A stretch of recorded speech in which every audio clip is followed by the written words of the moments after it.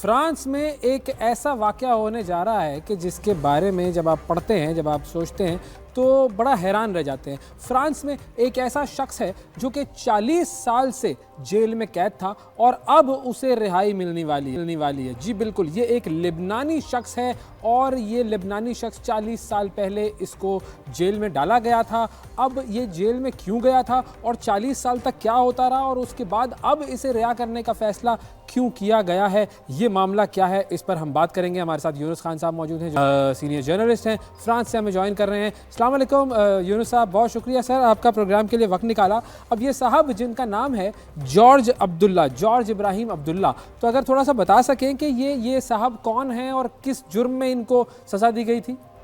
جی، اس کا جو نام ہے وہ جارج ابراہیم عبداللہ ہے۔ بنیادی طور پر اس کا جو تعلق ہے وہ لبنان سے ہے اور یہ مذہب کے اعتبار سے یہ کرسچن ہے۔ ان کو پہلی دفعہ جو ہے 1984 کے اندر گرفتار کیا گیا اور اس کے اوپر جو الزام لگایا گیا تھا 1982 کے اندر یہاں پہ فرانس کے اندر 2 ڈپلومیٹ جو ہے وہ قتل کیے گئے تھے، اور اس میں ایک جو ڈپلومیٹ تھا وہ امریکن تھا، ایک اسرائیلی تھا، اور اس کے حوالے سے اس کے اوپر کیس چلتا رہا۔ 1987 کے اندر جو ہے اس کو جو ہے عمر قید کی سزا سنائی گئی تھی۔ آپ کو بتاتے چلیں کہ اس وقت بھی جو پراسیکیوٹر تھا انہوں نے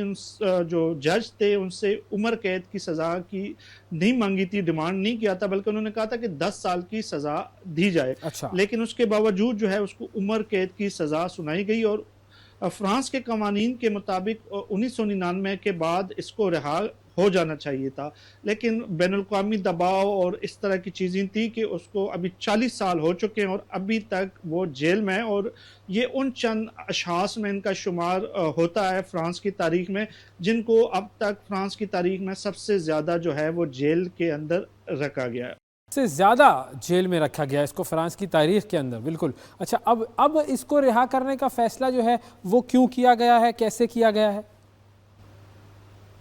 جی، فرانس کی جو عدالت ہے انہوں نے جو ہے وہ جمعے کے روز جو ہے وہ اس کے حوالے سے فیصلہ دیا، اور فیصلے میں کہا گیا ہے کہ 6 دسمبر کو جو ہے ان کے رہائی کے احکامات جاری کیے گئے ہیں، اور اس میں کہا گیا ہے کہ 6 دسمبر کو جیسی ان کی رہائی ہوتی ہے تو ان کو اس کے ملک ڈیپورٹ کیا جائے، اور کبھی بھی یہ ممکن بنائے کہ یہ دوبارہ فرانس کی سرزمین پر قدم نہ رکھے۔ تو ان کی جو رہائی بھی ہے وہ مشروط ہے، لیکن اس کے حوالے سے بھی میں آپ کو بتاتا چلوں کہ 1999 کے بعد سے یہ رہائی کے لیے اہل تھے، اور اس کے بعد انہوں نے 11 دفعہ جو ہے وہ رہائی کے لیے اپیل کی تھی، اور پہلے بھی اس سے پہلے بھی 2013 کے اندر جو ہے کورٹ نے اس کی رہائی کے احکامات اسی شرائط پہ دیے تھے کہ اس کو اس کے ملک واپس ڈیپورٹ کیا جائے اور یہ ممکن بنایا جائے کہ دوبارہ کبھی بھی فرانس کی طرف نہ آئے۔ لیکن اس وقت جو ہے چونکہ بین الاقوامی ان کے اوپر پریشر بھی تھا، اور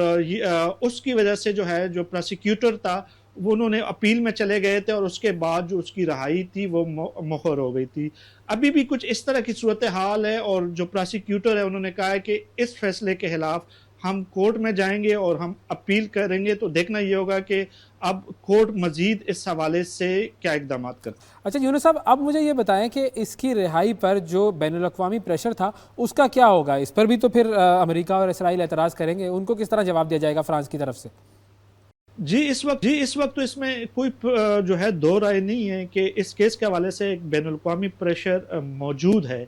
اور اگر ہم دیکھیں تو امریکن اور اسرائیلی جو گورنمنٹ ہے وہ اس کے رہائی کے مخالفت کر رہے ہیں، جبکہ لبنان کی جو حکومت ہے اپنے شہری کو واپس مانگنے کے حوالے سے سفارتی طور پر کافی ہم دیکھ رہے ہیں کہ وہ کوشش کر رہے ہیں۔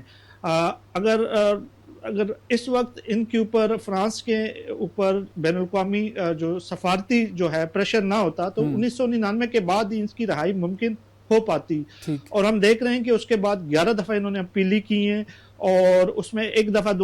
جو 2013 کے اندر اس کی رہائی بھی جو ہے عدالتوں کی طرف سے جو ہے وہ ہو گئی تھی، لیکن پھر یہ اپیل میں بھی چلے گئے تھے، اور اس وقت کے جو وزیر داخلہ تھے انہوں نے اپنی خصوصی اختیارات جو ہے استعمال کرتے ہوئے اس کی رہائی کو روکنے میں ایک اہم کردار ادا کیا تھا۔ تو اس بار بھی ہم دیکھ رہے ہیں کہ چونکہ ان کی رہائی کے حوالے سے عدالتوں نے تو احکامات جاری کر دیے ہیں، لیکن اب دیکھنا یہ ہوگا کہ جو پراسیکیوٹر ہے وہ کیا کرتا ہے، یہاں پہ جو فرانس حکومت ہے وہ اس حوالے سے کیا ایکشن لیتی ہے۔ لیکن اس وقت فرانسیسی حکومت کے اوپر بھی ایک سول سوسائٹی کا بہت زیادہ پریشر ہے کہ ایک شخص جو پچھلے 40 سالوں سے جو ہے وہ جیل کے اندر ہے، تو وہ ہمارے لیے ہمارے جو نظام انصاف ہے اس کے اوپر ایک بہت بڑا جو ہے سوالیہ نشان ہے۔ اگر ہم بات کریں تو 2022 میں جو نوبل پرائز جو لیکچر کے لیے جو ہم نے دیکھا کہ ادب کا جو نوبل پرائز جس خاتون کو ملا تھا اینی ایرکس، تو اس نے بھی کہا کہ ان کی جو قید ہے 40 سالہ قید، یہ ہمارے لیے باعث شرمندگی ہے۔ شکریہ ادا کریں گے جی ہمارے